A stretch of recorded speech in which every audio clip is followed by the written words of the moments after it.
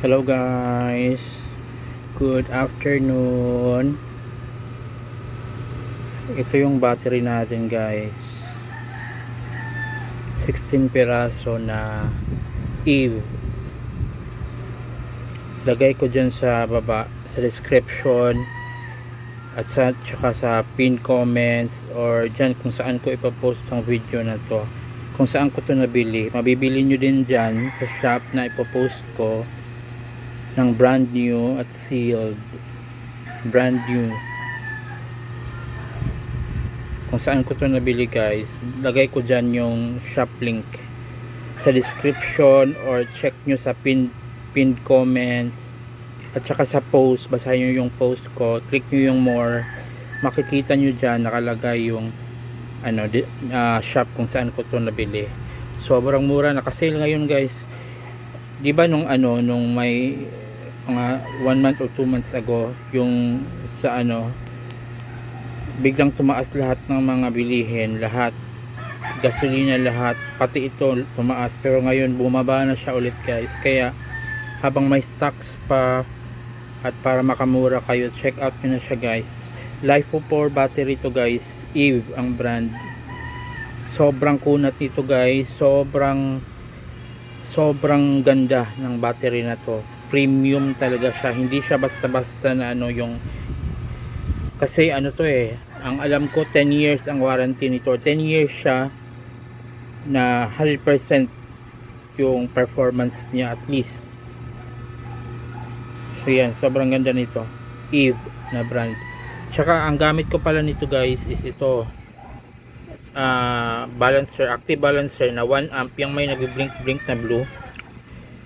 Dyan, lagay ko din dyan sa baba. Lahat ng to guys, ng mga items natin, lagay ko dyan sa description ng video na to or sa pinned comment yung link or shop kung saan ko to nabili ng brand new, sealed. Ang kagandahan ng active balancer na yan guys, mga boss, kasi smart na siya. Meron siyang kasamang dangle na bluetooth, yan, yung parang circle yan, kaya na-access mo sa cellphone mo, sa smartphone mo or sa tablet mo na Android ang interface niya, kasi nada-download mo yung application niya na Android application at meron din sa iOS application. Tapos doon makikita mo lahat ng voltages ng bawat cell. Kung ginawa mo siyang 8S2P gaya ng sa akin, kasi 16 piraso to, 8S2P, sa bali 8 cell, considered as 8 cell, makikita mo dyan ang voltage ng per cell ng 8 cell na yon.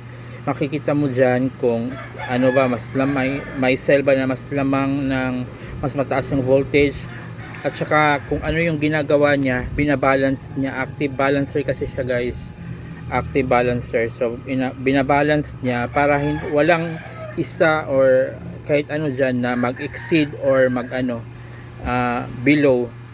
Kailangan binabalance niya lahat na same talaga. Yan ang kagandahan ng active balancer guys. Tsaka yan, since 1 amp lang yan, medyo mahina yung pagbabalance niya, 1 amp. Ang kagandahan lang sa kanya is active, siya, smart. Meron siyang bluetooth, so na-access natin yung interface niya sa sa app or sa phone natin or sa Android device natin. Pero dalawa yung gamit natin na active balancer guys. Itong isa hindi siya smart, hindi mo siya na-access, kaya lang 10 amps siya, active balancer siya na 10 amps na toroidal na version yan. So kung yung hindi naman masyadong nagagawa nitong 1 amp, ito yung nagko-complement sa kanya ng pagbabalance na mabilisan, kasi 10 amps yan although nakikita mo din naman dito sa app ng 1 amp na smart active balancer kung na yung present status or current status ng ating mga batteries. Pero kahit parang nagko-complement sila sa isa't isa. Ito parang nangyari ito dahil 1 amp lang siya, ang papel niya is lang siya, pang monitor mo siya, kasi na-access mo nakikita mo yung voltages per cell ng battery mo through dito sa application niya. Pero ang gumagawa talaga ng work ng active balancing talaga is itong 10 amps na toroidal active balancer, na kung yan pwede rin isa lang din naman ang gagamitin mo, like itong 1 amp lang. Kaya lang pag 1 amp lang medyo mahina yung balancing niya, although nakikita mo. Pwede rin ito lang, walang smart active balancer, pero hindi mo nakikita ang voltages ng ano, kasi hindi mo siya na-access sa app. So bali ito yung pang-access natin sa app, nakikita natin yung voltages ng per cell. Ito yung gumagawa talaga ng balancing kasi 10 amp siya. So yan ang ano, kaya ginawa natin dalawa guys. So lahat ng to guys mabibili nyo, lagay ko dyan sa description ng video ko na to kung saan ko to ipopost, kung saan shop ko siya nabili ng brand new seal. Brand new seal talaga yan guys, mabibili nyo yan.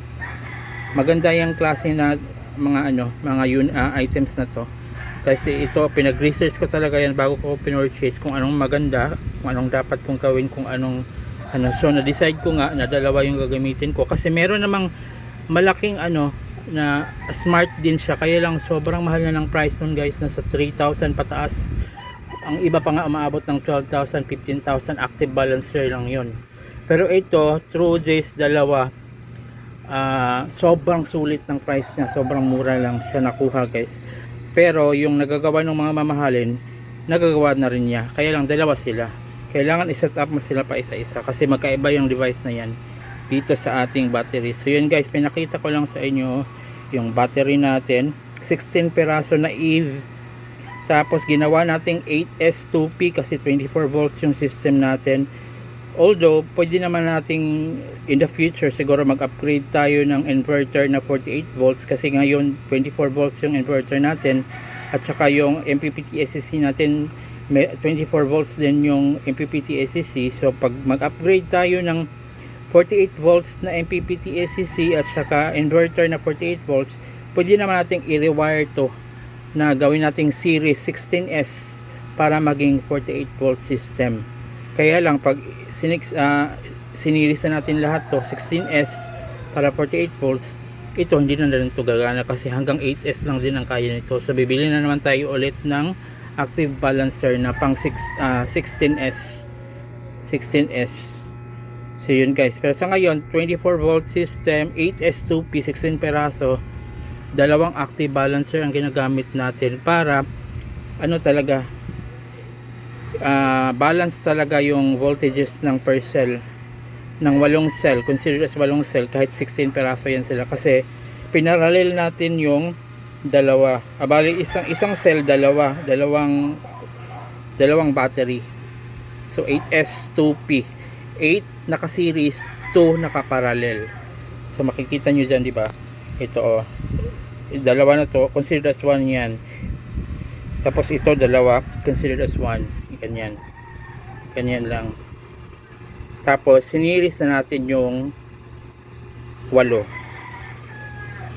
Gumamit din tayo ng bus bars. Lagay ko din sa description guys, or dyan sa pinned comment, ang shop kung saan ko to nabili. Itong sobrang ganda din ng mga extra bus bars, kasi need din natin ng bus bars guys. Ang nabili natin is 1, 2, 3, 4, 5, 6, 7 extra bus bars, kasi nga 8S2P.